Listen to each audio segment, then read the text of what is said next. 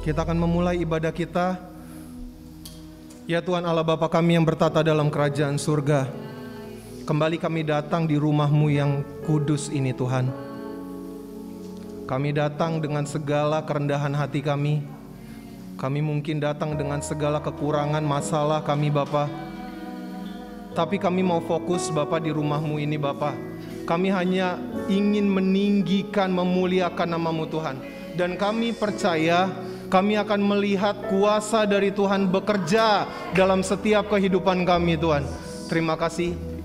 Saat ini kami ingin memuji, meninggikan, memuliakan nama-Mu. Kami percaya Roh Kudus bekerja dalam setiap hati kami. Terima kasih. Kami siap untuk memuji-Mu Bapa. Di dalam nama Tuhan Yesus Kristus kami berdoa dan mengucap syukur. Haleluya. Amin. Sekali lagi, shalom. Amin. Sekali lagi lebih semangat lagi. Shalom. Kita lagi menyapa Tuhan kita, Allah yang hidup. Kita mau bangun roh kita yang ada di tempat ini, dan kita percaya Tuhan hadir di tengah-tengah kita. Mari kita samakan satukan hati kita. Kita memuji, memuliakan nama Tuhan. Kita percaya kalau Allah kita adalah Allah yang hidup. Tuhan, kami hadir di rumah-Mu ini Tuhan, di mezbah-Mu Tuhan. Ini adalah pilihan kami Tuhan untuk datang ke tempat ini, karena kami percaya kami menyembah Allah yang hidup. Karena kami percaya Tuhan Yesus bekerja dalam setiap kehidupan kami. Engkau adalah Allah El Shaddai. Engkau adalah Allah yang selalu memperhatikan kami Tuhan. Tidak sedetik pun Bapa Engkau melewatkan kami. Yes Lord. Yes. Mari katakan. Tak usah ku takut. Amin.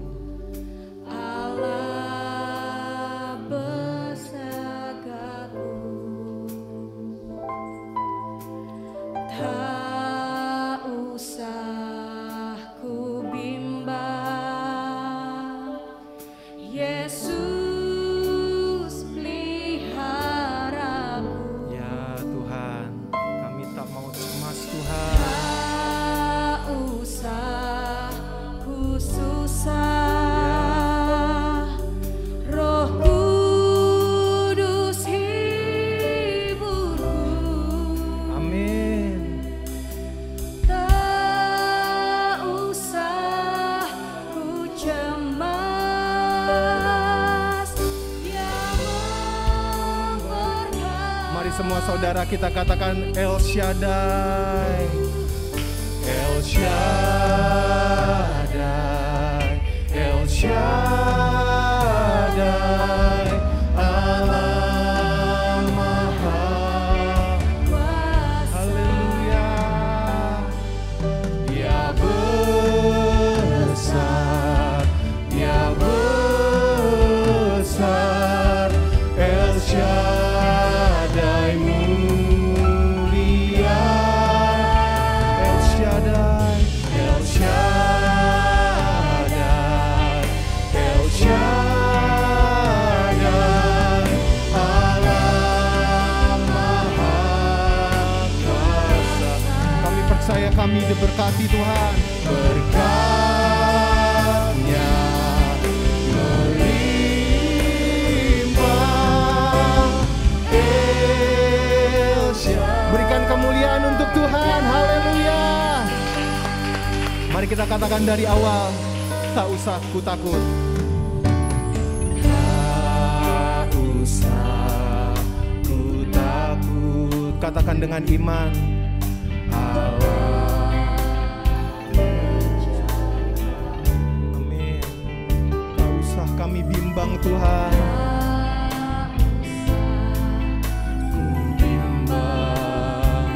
Kami dipelihara Tuhan. Amin. Peliharaku. Kami tidak mau susah Tuhan. Susah.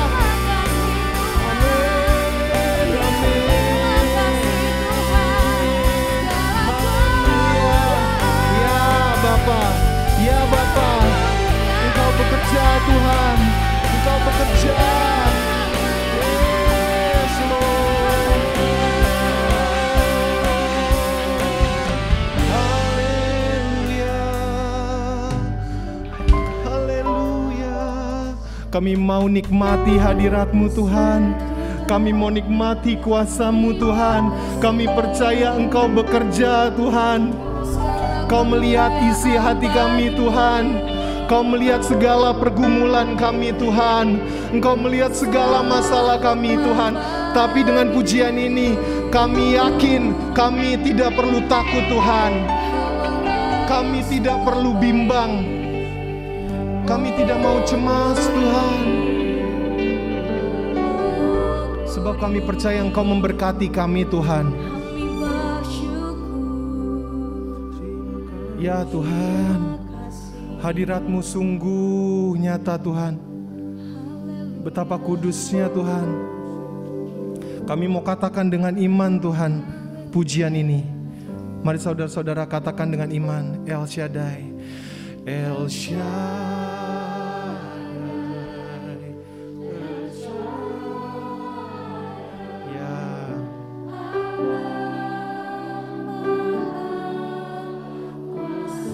Diberkatilah Engkau. Yes. Tuhan menyembuhkan. Tuhan memberikan jalan keluar. Amin.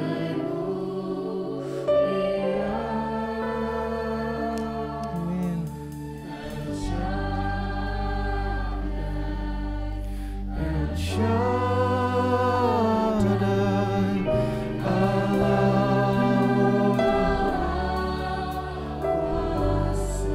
berkatnya melimpah, berkatnya melimpah. El Shaddai. Saya undang Bapak Ibu untuk bangkit berdiri. Nyanyikan sekali lagi pujian ini dari dalam hati. El Shaddai. Angkat tangan Bapak Ibu. Katakan sama Tuhan, Allah. Amin. Yesus Tuhan. Dia besar. Dia besar. El Shaddai mulia. El Shaddai, El Shaddai. Lepaskan beban Bapak Ibu. Amin. Kuasa. Kami percaya kami diberkati Tuhan.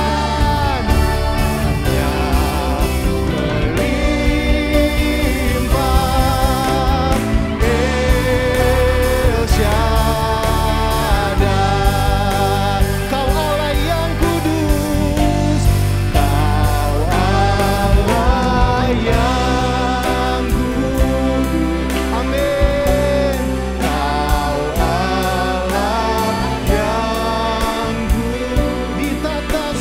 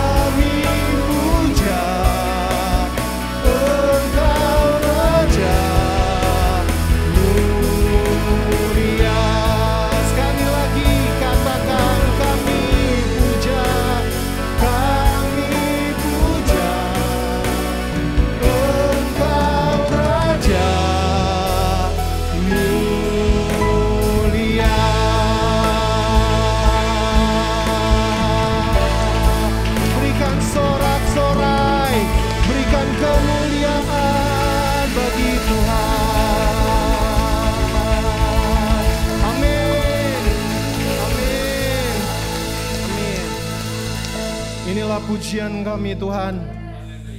Karena kami percaya Engkau Allah Raja yang mulia. Terima kasih Tuhan, kami siap untuk memuji dan memuliakan nama-Mu lebih lagi Bapa. Terima kasih, di dalam nama Tuhan Yesus Kristus kami berdoa. Haleluya, amin. Sekali lagi shalom. Berikan senyum yang terbaik untuk kanan dan kiri walaupun ditutup sama masker. Ucapkan shalom, shalom, shalom. Kita percaya kalau Allah kita adalah Raja yang mulia. Kita adalah umat pemenang. Ada amin? Amin. Mari katakan.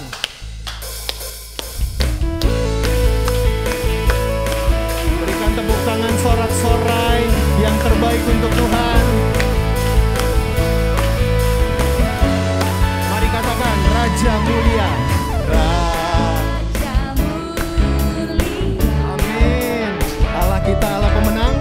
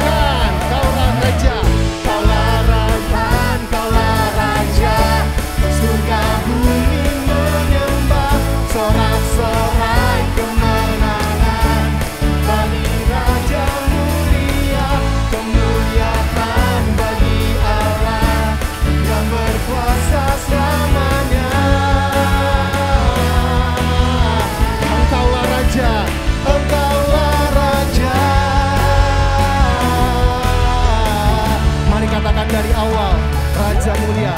Raja mulia. Amin. Allah pemenang. Allah pemenang. Bapa yang kekal, berkuasa selamanya. Kita percaya segala ciptaan sujud. Amin. Mari bersukacita. Amin.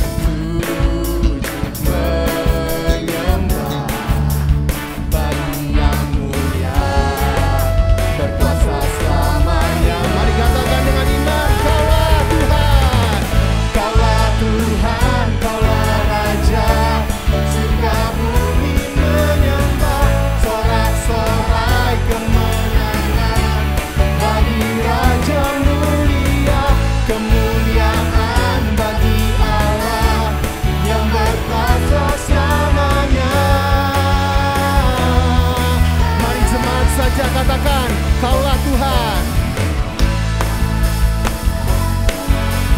Yes, surga bumi menyembah, sorak-sorai kemenangan bagi Raja mulia, kemuliaan bagi Allah yang berkuasa selamanya.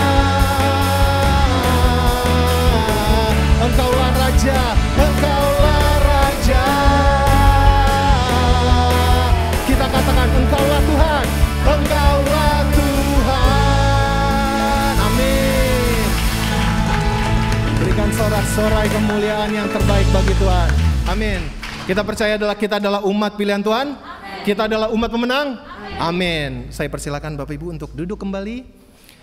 Kita siapkan hati kita untuk mendengarkan kebenaran firman Tuhan. Kita percaya hari ini adalah saat yang paling indah, saat yang paling tepat.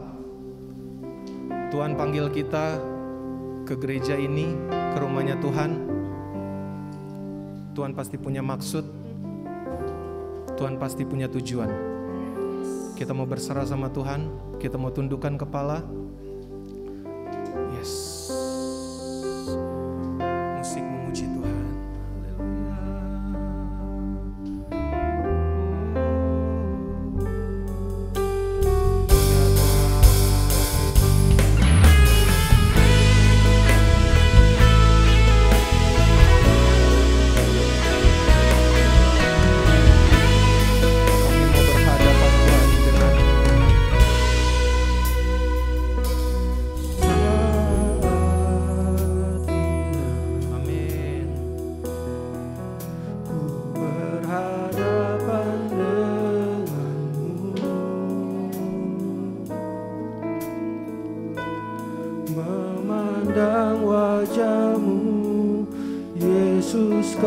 kekasih jiwaku.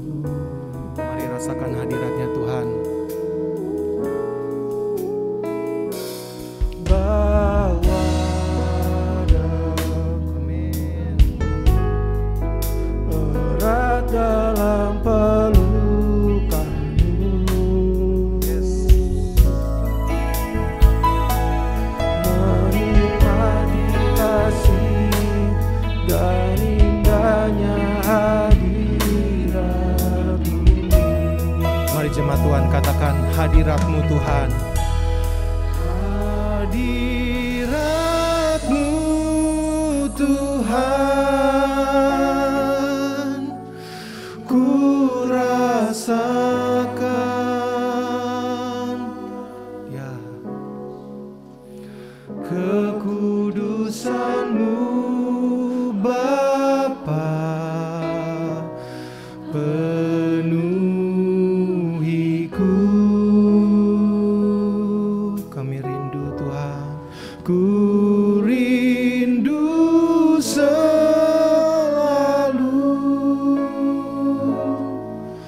diam dalam bait-Mu, menikmati kasih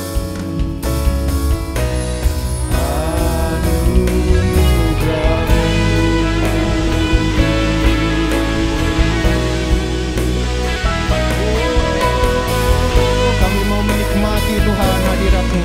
Mari katakan dari awal, saat indah, saat indah berhadapan dengan-Mu, memandang wajah-Mu, Yesus kekasih jiwaku.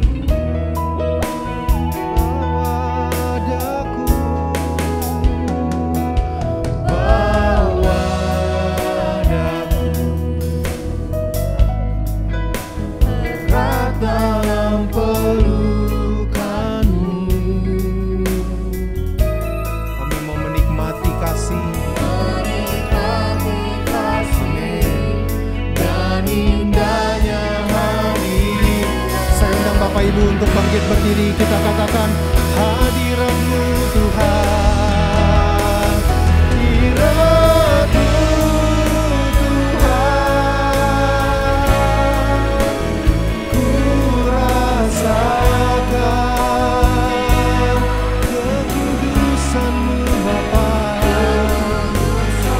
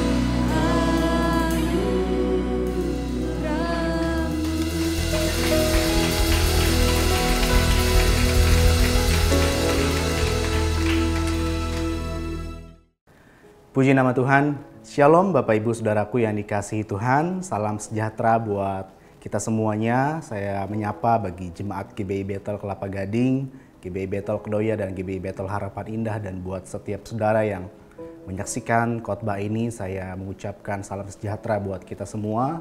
Saya berdoa semoga kita semua berada dalam pemeliharaan dan penyertaan Tuhan yang dahsyat. Bapak Ibu Saudaraku, sebelum kita mendengarkan firman Tuhan pada pagi hari ini, mari kita satukan hati kita hampiri Tuhan dan kita menyerahkan kebenaran firman Tuhan ini di dalam doa. Mari kita berdoa. Kami bersyukur Tuhan Yesus buat segala kebaikan dan anugerah-Mu dalam hidup kami. Terima kasih Tuhan, Engkau telah menerima kami, Engkau mengampuni kami dan bahkan mengasihi kami. Engkau telah mengangkat kami menjadi anak-anak-Mu. Dan pada kesempatan ini Tuhan, kami sudah memuji dan memuliakan nama-Mu. Tiba saatnya kami akan mendengarkan kebenaran firman-Mu ya Tuhan. Mari Engkau berkata dan Engkau berfirman buat setiap kami, sehingga biarlah melalui kebenaran firman-Mu kami boleh dikuatkan, kami boleh mendapatkan informasi yang baru yang berasal dari firman Tuhan, sehingga hidup kami boleh berubah, hidup kami boleh berdampak, dan terlebih lagi nama Tuhan dipermuliakan di dalam setiap kehidupan kami. Pengurapan-Mu bagi hamba-Mu ini ya Tuhan, dan biarlah melalui bibir mulut lidah hamba-Mu ini kebenaran firman-Mu bisa relevan dan bisa kami lakukan dalam hidup kami hari lepas hari. Terima kasih ya Roh Kudus, mari Kau berkarya lebih lagi. Hanya di dalam nama-Mu kami berdoa dan mengucap syukur. Haleluya. Amin. Bapak Ibu Saudaraku yang dikasihi Tuhan, penting bagi saya untuk mengingatkan kita semua bahwa sepanjang bulan Oktober ini gereja kita memiliki fokus bulan misi atau bulan penginjilan. Makanya sepanjang bulan ini di dalam setiap khotbah-khotbah yang diadakan setiap minggunya kita akan terus diingatkan tentang makna penginjilan, amanat agung, dan pentingnya menjadi kesaksian bagi kemuliaan nama Tuhan. Dan salah satu bagian penting dari Injil adalah kehidupan orang-orang percayanya. Karena zaman sekarang Injil akan sangat powerful diberitakan jika orang-orang percayanya menjadi surat yang terbuka untuk orang lain lebih mengenal Tuhan Yesus. Dengan kata lain, Bapak Ibu Saudaraku, Injil akan bisa dirasakan oleh orang lain ketika orang percaya menghidupi kebenaran firman Tuhan. Nah, maka dari itu minggu ini kita akan belajar tentang hidup menjadi berkat. Dan secara khusus saya memberi judul khotbah saya pada kesempatan ini dengan tema signifikan. Bapak Ibu yang dikasihi Tuhan, mari kita membaca di dalam Matius pasal yang ke-5 ayat yang ke-16. Firman Tuhan berkata demikian. Demikianlah hendaknya terangmu bercahaya di depan orang, supaya mereka melihat perbuatanmu yang baik dan memuliakan Bapamu yang ada di sorga. Bapak Ibu, saya mau mulai dengan sebuah pertanyaan bagi kita semuanya. Mana yang Anda suka? Hidup dikejar berkat atau hidup menjadi berkat? Saya ulang sekali lagi pertanyaan saya, mana yang Anda lebih suka? Hidup dikejar berkat atau hidup menjadi berkat? Nah, Bapak Ibu yang dikasihi Tuhan, saya sangat yakin bahwa sebagian besar orang akan lebih suka hidupnya dikejar oleh berkat. Karena dikejar berkat kedengarannya memberikan kita sebuah keuntungan, memberikan kita sebuah kenyamanan, memberikan kita sebuah rasa aman karena berkat mengejar kehidupan kita. Nah, makanya ada banyak orang yang seumur hidupnya mengejar akan hal ini. Nah, ketimbang hidup menjadi berkat, konotasinya seperti ada sebuah pengorbanan, seperti ada sebuah effort yang dikeluarkan dari diri kita untuk kita bagikan kepada orang lain. Makanya ada banyak orang yang lebih suka hidup dikejar berkat ketimbang hidup menjadi berkat. Tapi sadarkah saudara bahwa dikejar berkat hanyalah sebuah efek atau sebuah akibat dari hidup yang menjadi berkat? Dengan kata lain, kita tidak akan bisa dikejar berkat kalau hidup kita tidak menjadi berkat. Dan itulah yang akan kita mau pelajari dan kita akan kupas dan kita akan sama-sama bahas pada kesempatan ini, Bapak Ibu yang dikasihi Tuhan. Bapak Ibu Saudaraku yang dikasihi Tuhan, saya percaya Tuhan memanggil kita untuk kita berdampak bagi lingkungan di mana kita berada. Entah mungkin saudara berada di pekerjaan, dalam dunia bisnis, dalam komunitas maupun keluarga, Tuhan ingin kita memberi makna yang baik bagi lingkungan di mana kita ditempatkan. Nah, yang menjadi ironis adalah ketika ada banyak sekali manusia akhir zaman yang hidup hanya berfokus kepada diri sendiri. Ada banyak orang yang hanya mencari keuntungan diri sendiri, ada banyak orang yang hanya memikirkan apa yang saya bisa dapat, apa yang saya bisa pakai, apa yang bisa memuaskan kehidupan saya, tanpa memikirkan apa yang orang lain rasakan, Bapak Ibu yang dikasihi Tuhan. Dan ini memang sudah dibuatkan ribuan tahun lalu di dalam Alkitab, Bapak Ibu. Saya membaca di dalam 2 Timotius pasal yang ketiga ayat yang ke-1 sampai ayat yang ke-5, firman Tuhan berkata, "Ketahuilah bahwa pada hari-hari terakhir akan datang masa yang sukar. Manusia akan mencintai dirinya sendiri dan menjadi hamba uang. Mereka akan membual dan menyombongkan diri. Mereka akan menjadi pemfitnah. Mereka akan berontak terhadap orang tua dan tidak tahu berterima kasih, tidak memperdulikan agama, tidak tahu mengasihi, tidak mau berdamai, suka menjelekkan orang, tidak dapat mengekang diri, garang, tidak suka yang baik, suka mengkhianat, tidak berpikir panjang, berlagak tahu, lebih menuruti hawa nafsu daripada menuruti Allah.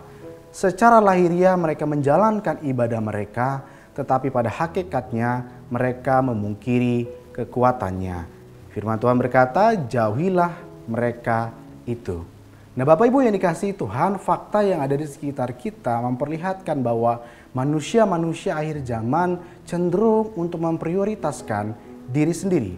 Padahal Tuhan memanggil kita untuk kita bisa menjadi dampak bagi lingkungan kita, menjadi dampak bagi keluarga kita, menjadi dampak bagi orang-orang yang ada di kantor, yang ada di dunia bisnis, yang ada di lingkungan kita. Dan hal tersebut tidak akan bisa terlaksana kalau kita sebagai orang-orang percaya hanya memikirkan diri sendiri. Nah, saudaraku yang dikasihi Tuhan, dunia mengenal ada 2 fase kehidupan manusia. Yang pertama adalah fase struggle. Struggle adalah di mana manusia mengalami pergumulan, mengalami kerja keras, mengalami perjuangan untuk mendapatkan kehidupan yang lebih baik dalam kehidupannya. Saat ini ada jutaan orang, ada banyak orang di dunia ini yang masih berada pada titik ini. Mereka bekerja keras, mereka berusaha, berjuang untuk mendapatkan kehidupan yang lebih layak, mendapatkan kehidupan yang lebih baik, Bapak Ibu yang dikasihi Tuhan. Ada orang yang bekerja dengan begitu keras hanya untuk mengejar fase kehidupan manusia yang kedua, yaitu sukses. Yang pertama struggle, yang kedua adalah sukses. Sukses adalah fase kehidupan manusia yang sudah memiliki rasa aman. Rasa aman di sini tentu dalam hal ekonomi, atau mungkin juga dalam hal relasi, dalam hal sandang, pangan, papan, dan lain sebagainya. Rasa nyaman serta kehidupan yang stabil. Nah, semua orang di dunia ini mendambakan kehidupan yang seperti ini. Semua manusia mendambakan fase sukses dalam kehidupan mereka. Namun tahukah saudara bahwa ada satu fase yang nilainya jauh lebih tinggi daripada sekedar sukses? Fase yang saya percaya ini adalah fase yang Tuhan inginkan agar setiap kita orang percaya memiliki dan melakukannya dalam kehidupan kita. Satu fase yang nilainya jauh lebih bermakna dari hanya sekedar sukses. Apa itu Bapak Ibu yang dikasihi Tuhan? Fase tersebut dinamakan dengan yang namanya signifikan. Dan itulah yang akan kita bahas pada kesempatan ini. Dalam Kamus Besar Bahasa Indonesia, signifikan memiliki pengertian penting, berarti, atau bermakna. Nah, dengan kata lain Bapak Ibu, jika orang percaya ingin hidupnya dipakai menjadi berkat bagi orang lain, atau saudara ingin hidup saudara dipakai untuk menjadi berkat bagi keluarga, bagi komunitas, bagi lingkungan, bagi dimanapun saudara ditempatkan, tidak ada jalan lain selain kita menjadi orang yang penting bagi mereka, berarti bagi mereka, dan bermakna bagi orang lain. Karena itulah esensi dari signifikan. Nah, saudaraku yang dikasihi Tuhan, untuk menjadi signifikan, kita perlu memperhatikan effort yang kita keluarkan. Kita harus memperhatikan upaya, usaha yang kita keluarkan dari diri kita. Nah, Bapak Ibu yang dikasihi Tuhan, dalam kesempatan ini saya akan membagikan beberapa prinsip yang bisa kita pelajari dan bisa kita lakukan dalam hidup kita supaya hidup kita bisa lebih signifikan dan menjadi berkat bagi orang lain yang ada di sekitar kita. Dan yang pertama, untuk menjadi signifikan, setiap kita harus memberi dampak, bukan memberi kesan. Saudaraku yang dikasihi Tuhan, yang paling penting dari hidup yang signifikan adalah bagaimana hidup kita bisa berdampak bagi lingkungan kita. Ada banyak orang di dunia ini yang fokus untuk meninggalkan kesan yang baik, tetapi bukan dampak yang baik. Nah, saya tidak serta-merta bilang bahwa kesan itu tidak penting, Bapak Ibu. Kesan itu penting untuk membangun image kita di depan orang lain. Namun tahukah saudara bahwa memberi kesan itu tidak butuh waktu, tetapi memberi dampak itu membutuhkan proses. Nah, memberi kesan itu biasanya adalah dari image kita, dari penampilan, dari packaging kita, apakah kita menarik di depan orang, apakah tutur bahasa kita bagus, menarik, sopan, santun, dan lain sebagainya. Kesan bisa dibangun melalui image yang kita tampilkan. Namun berbeda dengan memberi dampak, Bapak Ibu. Memberi dampak itu adalah dari personal life yang kita tunjukkan. Dan itu membutuhkan proses, membutuhkan waktu, membutuhkan effort, membutuhkan usaha supaya orang lain bisa betul-betul merasakan dampak yang baik dari diri kita. Nah, Bapak Ibu yang dikasihi Tuhan, Tuhan ingin hidup kita difokuskan untuk memberi dampak, tidak hanya memberi kesan. Ada banyak orang yang hanya fokus untuk memberi kesan yang baik. Makanya ada orang-orang berlomba untuk menampilkan packaging yang baik, tutur kata yang baik, sopan santun yang baik. Saya tidak bilang bahwa itu bukan sesuatu yang penting, tapi ada satu yang lebih signifikan, lebih important, lebih penting daripada hanya sekedar meninggalkan kesan bagi orang lain, yaitu memberi dampak. Pertanyaan buat setiap kita yang hadir dalam kebaktian ini, apa yang saudara tampilkan kepada orang lain? Apakah kesan, apakah image saudara, ataukah dampak yang kita fokuskan untuk kita bisa bagikan kepada orang-orang yang ada di luar sana? Dan tahukah saudara bahwa inilah pendekatan yang Tuhan selalu berikan kepada orang yang Dia tolong. Tuhan Yesus, Tuhan yang kita sembah, adalah Tuhan yang lebih memfokuskan dampak daripada hanya sekedar kesan. Tentu saudara ingat bagaimana Yesus ketika Dia berjumpa dengan wanita Samaria, Dia berjumpa dengan orang-orang berdosa, pemungut cukai dan lain sebagainya. Bagaimana Yesus lebih memfokuskan dirinya untuk bisa memberi dampak daripada hanya sekedar memberikan kesan yang baik kepada orang-orang tersebut.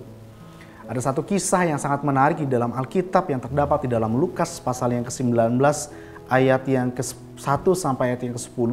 Ini adalah ayat firman Tuhan yang sering sekali kita baca Bapak Ibu, yang menceritakan tentang bagaimana kehidupan Zakheus diubahkan secara radikal. Karena apa? Karena Yesus lebih memfokuskan dirinya untuk memberi dampak kepada Zakheus dibandingkan dengan memberikan kesan. Firman Tuhan berkata, Yesus masuk ke kota Yeriko dan berjalan terus melintasi kota itu. Di situ ada seorang bernama Zakheus, kepala pemungut cukai, dan ia seorang yang kaya. Ia berusaha untuk melihat orang apakah Yesus itu, tetapi ia tidak berhasil karena orang banyak sebab badannya pendek. Maka berlarilah ia mendahului orang banyak, ia memanjat pohon ara untuk melihat Yesus yang akan lewat di situ. Ketika Yesus sampai ke tempat itu, ia melihat ke atas dan berkata, Zakheus, segeralah turun, sebab hari ini aku harus menumpang di rumahmu. Lalu Zakheus segera turun dan menerima Yesus dengan sukacita. Tetapi semua orang yang melihat hal itu bersungut-sungut, katanya ia menumpang di rumah orang berdosa. Tetapi Zakheus berdiri dan berkata kepada Tuhan, Tuhan, setengah dari milikku akan kuberikan kepada orang miskin, dan sekiranya ada sesuatu yang kuperas dari seseorang akan kukembalikan 4 kali lipat. Kata Yesus kepadanya, hari ini telah terjadi keselamatan kepada rumah ini, karena orang ini pun anak Abraham, sebab anak manusia datang untuk mencari dan menyelamatkan yang hilang. Luar biasa Bapak Ibu yang dikasihi Tuhan. Saudara melihat sendiri bagaimana Yesus memberikan teladan yang sangat powerful. Bagaimana dia memberikan dampak yang sangat luar biasa.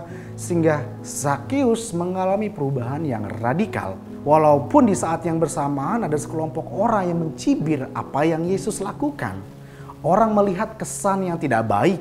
Orang melihat kesan yang kurang pantas. Karena Yesus lebih memilih untuk berkumpul, untuk makan di rumah orang-orang berdosa. Karena pada waktu itu Zakheus dicap oleh orang-orang Yahudi, dicap oleh para pemuka agama adalah sebagai orang yang pendosa, sebagai orang yang berdosa. Tetapi Yesus tidak mementingkan kesan orang lain. Dia lebih mementingkan dampak apa yang bisa ia berikan kepada Zakheus. Dan itu sangat powerful untuk mengubahkan kehidupan Zakheus. Nah, Bapak Ibu yang dikasihi Tuhan, dalam kesempatan ini mari kita introspeksi diri kita. Apa yang sudah bisa kita berikan kepada orang lain. Ada seorang pengajar terkenal dan beliau adalah ketua Center for Christian Leadership di Dallas Theological Seminary bernama Howard Hendricks pernah mengatakan, "You can impress people from a distance, but you can only impact them up close." Kamu bisa membuat orang lain terkesan dari jauh. Tetapi kamu hanya bisa memberi dampak bagi hidup mereka ketika kita dekat kepada mereka. Saudara, hidup yang signifikan adalah hidup yang menambahkan nilai kepada orang lain. Mari kita fokus untuk memberi dampak melalui perhatian kita, melalui effort, upaya kita untuk komunitas kita, untuk gereja kita, untuk keluarga kita. Jangan hanya puas dengan kesan yang baik. Jangan hanya puas dengan kesan yang kita timbulkan dari image kita.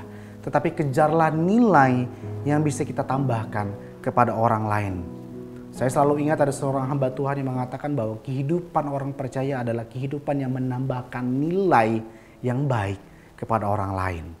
Saudaraku, mari kita introspeksi diri kita. Nilai apa yang sudah kita tambahkan kepada orang lain.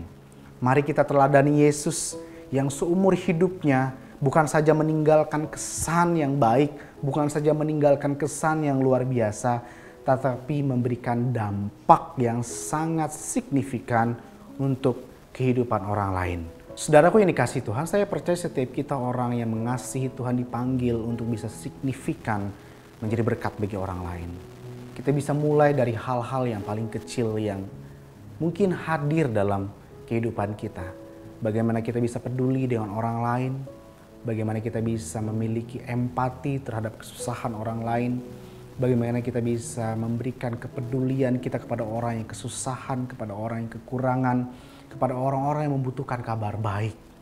Dan itu kita bisa tunjukkan melalui karakter kita, melalui kelemah lembutan, melalui kemurahan hati, melalui cara kita mengasihi kehidupan mereka. Dan saya percaya ketika kita melakukan ini, kita memfokuskan diri untuk menjadi dampak yang baik. Saya percaya hidup kita akan signifikan untuk dipakai Tuhan, menjadi berkat bagi banyak orang.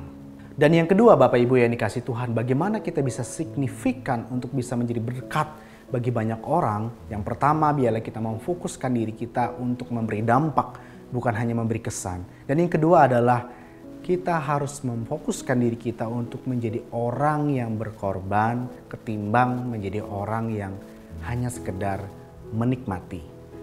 Bapak Ibu yang dikasihi Tuhan, di dalam hidup ini ada dua jenis manusia yang bisa kita temukan di sekitar kita. Yang pertama adalah jenis manusia yang hanya bisa menikmati dengan apa yang ada. Dan yang kedua, kita bisa melihat jenis manusia yang mau memberikan effort, memberikan pengorbanan, memberikan usaha, baik itu untuk keluarga, baik itu untuk komunitas, baik itu untuk pekerjaan. Nah, saudaraku yang dikasihi Tuhan, hidup kita tidak akan pernah signifikan untuk menjadi berkat kalau kita hanya menjadi penonton, kalau kita hanya menjadi penikmat saja. Hidup yang signifikan adalah hidup yang memberikan kontribusi untuk orang lain, memberikan kontribusi untuk gereja, memberikan kontribusi untuk lingkungan, untuk komunitas, untuk pekerjaan kita. Saudara yang dikasihi Tuhan, saya mempelajari kalau hidup kita hanya sekadar menikmati, maka kita akan menjadi orang yang selalu menuntut dan menuntut. Saya kasih contoh Bapak Ibu yang dikasih Tuhan. Kalau saudara datang ke gereja dengan menempatkan diri sebagai seorang yang menonton atau menikmati dari suguhan yang diberikan oleh gereja, maka saudara akan selalu menuntut dari kekurangan-kekurangannya. Misalnya kalau musiknya kurang bagus, saudara akan bilang, wah hadiratnya tidak terasa, hadirat Tuhan tidak ada. Kalau khotbahnya kurang cocok buat kehidupan saudara, saudara akan bilang pengkhotbahnya nggak bagus, penyampaiannya nggak sistematis dan lain sebagainya. Dan kalau saudara gereja tidak melayani saudara sebagaimana mestinya seperti yang saudara harapkan, maka saudara akan kecewa dan lain sebagainya. Itu akan terjadi kalau kita menempatkan diri kita sebagai orang yang hanya sekedar menonton dan menikmati. Kita akan terus menuntut. Namun akan berbeda ketika saudara datang ke gereja dengan kerendahan hati, saudara menempatkan diri sebagai seorang hamba yang mau berkorban. Kita akan melihat bahwa memberi kontribusi bukanlah sesuatu yang mudah. Melayani, berjuang, memberikan pengorbanan untuk pelayanan bukanlah sesuatu yang mudah. Tetapi itu adalah sebuah kehormatan. Saudara dikasih Tuhan, memberikan pengorbanan memang mendatangkan ketidaknyamanan bagi kita. Itu akan mengusik mungkin harga diri kita, itu akan mungkin mengusik rasa nyaman kita, rasa aman kita, image yang sudah kita bangun. Tetapi sadarlah bahwa panggilan kita sebagai orang percaya adalah untuk berkontribusi bagi sesama dan bagi kerajaan Allah.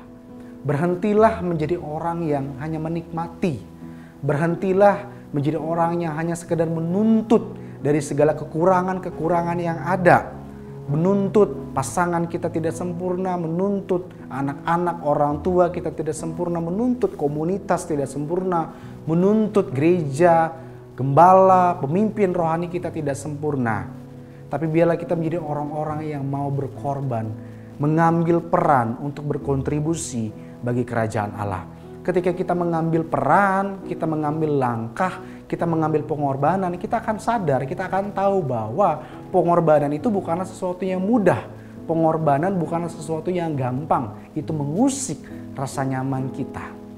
Orang percaya yang mau hidupnya dipakai Tuhan secara signifikan untuk menjadi berkat bagi orang lain adalah orang percaya yang mau berkorban. Bukan hanya sekedar menikmati Bapak Ibu yang dikasih Tuhan. Nah, saudaraku yang dikasih Tuhan, hari ini firman Tuhan datang buat setiap kehidupan kita. Mana yang akan kita pilih? Mana yang akan kita ambil? Mana yang akan kita lakukan? Apakah kita mau menjadi orang yang hanya menuntut, tidak memberikan kontribusi, atau kita menjadi orang yang mau mengambil peran, mengambil langkah, mengambil kontribusi untuk bisa memajukan pekerjaan Tuhan. Tuhan memanggil kita untuk bisa merasakan kebaikan Tuhan, bisa merasakan kasih Tuhan. Dan hal tersebut tidak akan bisa terpenuhi, tidak akan bisa tergenapi kalau kita sebagai orang percaya tidak memikirkan hidup kita apakah berdampak atau tidak. Dan semuanya bisa memulai dari sesuatu yang paling kecil Bapak Ibu. Mulailah dari kehidupan kita, mulailah dari kehidupan keluarga kita, mulailah dari lingkungan, komunitas di mana kita berada. Jadilah berkat melalui perkataan kita, jadilah berkat melalui sikap kita, jadilah berkat melalui pola pikir kita, keputusan-keputusan yang kita ambil. Kita harus mewariskan legacy, mewariskan keteladanan iman kepada orang-orang lain. Bagaimana kita bisa mengasihi, bagaimana kita tidak hidup di dalam kebencian, bagaimana kita tidak hidup di dalam rasa marah, rasa dengki, rasa iri, rasa negatif lainnya kepada orang lain. Dan ketika kita bisa belajar untuk melakukan hal itu, saya percaya Roh Kudus yang akan memampukan kita untuk kita bisa signifikan menjadi berkat bagi orang lain. Dan saya percaya ketika orang Kristen, orang yang mengasihi Tuhan, hidupnya signifikan, maka disitulah kemuliaan Tuhan akan dinyatakan. Keluarga akan kuat, gereja akan kuat, dan bangsa akan kuat. Kemuliaan Tuhan akan dinyatakan di tengah-tengah Indonesia. Seberapa banyak saudara yang rindu hidupnya dipakai Tuhan secara signifikan, secara luar biasa untuk memberkati banyak orang. Boleh di rumah kita masing-masing kita mengangkat tangan kita. Dan saya rindu untuk berdoa buat setiap saudara supaya Tuhan memakai kita menjadi pribadi-pribadi yang signifikan, menjadi pribadi-pribadi yang radikal untuk bisa menjadi dampak, untuk bisa memberikan pengorbanan bagi orang-orang yang ada di sekitar kita. Mari kita satukan hati kita berdoa, Bapak Ibu yang dikasihi Tuhan. Bapa Surgawi, kami mengucap syukur Tuhan buat kebaikan-Mu. Pada kesempatan ini kami boleh belajar tentang bagaimana hidup orang percaya, orang yang mengasihi Tuhan, yang bagaimana kami bisa signifikan, kami bisa menjadi berkat bagi orang lain. Roh Kudus memampukan kami ya Tuhan, supaya kami bisa memperhatikan apa yang keluar dari hidup kami. Kami belajar untuk memperhatikan apa yang keluar dari tingkah laku, dari perkataan kami, dari sikap kami, supaya itu betul-betul menjadi dampak yang baik bagi lingkungan kami, bagi keluarga kami. Dan kami mau memulai semuanya dari langkah yang paling kecil, dari hal-hal yang paling simpel yang ada dalam kehidupan kami ya Tuhan. Roh Kudus mampukan kami untuk kami terus senantiasa menjadi berkat ya Tuhan, menjadi kesaksian, menjadi surat yang terbuka, sehingga nama Tuhan dipermuliakan dan melalui hidup kami orang mengalami Yesus. Dan kami percaya Roh Kudus yang akan berbicara lebih dahsyat buat setiap kami mendengarkan kebenaran firman ini. Dan kami tutup firman ini hanya di dalam nama Yesus, Tuhan yang menjadi juru selamat, yang menjadi penolong, menjadi pembela kami. Hanya demi nama Yesus kami berdoa dan mengucap syukur. Haleluya. Amin. Tuhan Yesus memberkati kita semuanya. Amin.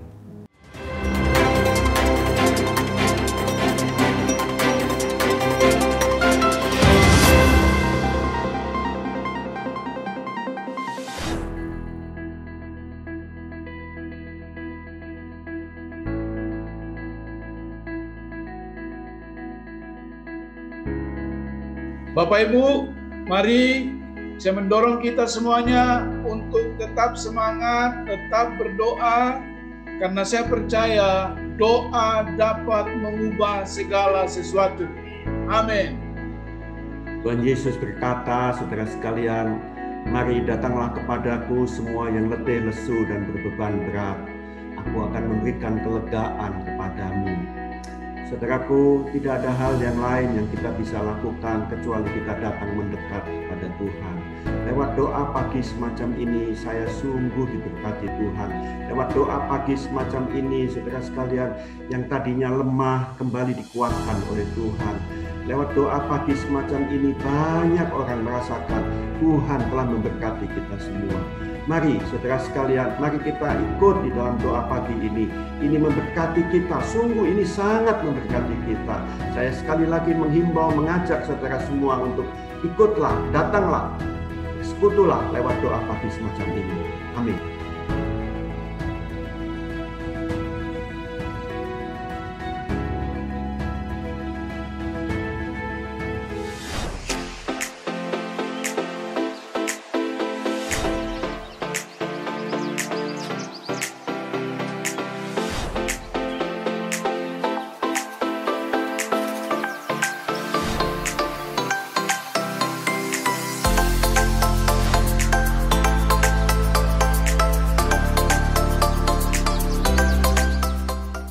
Kami bersyukur kepadamu ya Tuhan, karena Tuhan sudah hadir dalam ibadah kami yang pertama ini. Kami percaya lewat kuat kuasa Roh-Mu kami mampu menjaga hati, sehingga kami menjadi surat terbuka bagi Kristus. Tolong kami Tuhan, kami serahkan hidup kami sepanjang minggu ini. Tuhan pelihara kami. COVID ini belum selesai, tapi satu hal yang kami tahu, Tuhan ada bersama kami. Biar kami tetap menjaga prokes, menjaga hidup kami tetap sukacita, hidup dalam damai, sehingga pikiran dan hati kami dipenuhi dengan sukacita ilahi.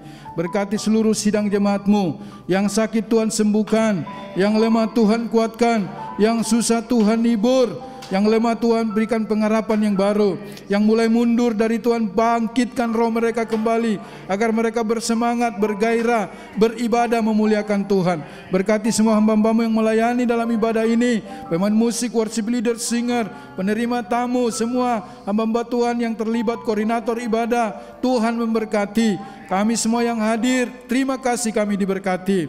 Terima kasih Bapak, berkati para pemimpin rohani kami, Julius, Pak Rubin, Pak Sito, dan seluruh pengurus. terus. Pelayan-pelayan Tuhan di Harapan Indah diberkati. Kami berdoa buat bangsa dan negara kami.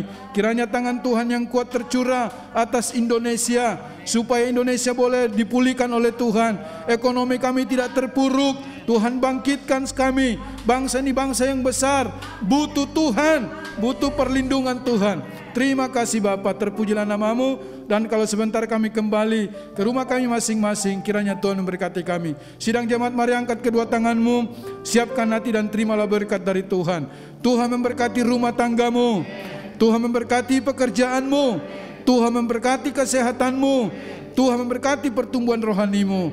Sekarang pulanglah, terimalah berkat daripada Allah Bapa, cinta kasih dalam Tuhan Yesus Kristus, dan melalui persekutuan yang indah dalam kuat kuasa Roh Kudus, tinggal tetap menyertai kita mulai hari ini sampai Maranatha. Yesus Kristus datang pada kali yang kedua, menjemput kita di awan-awan yang permai. Yang percaya dan sudah diberkati Tuhan, mari katakan bersama, amin.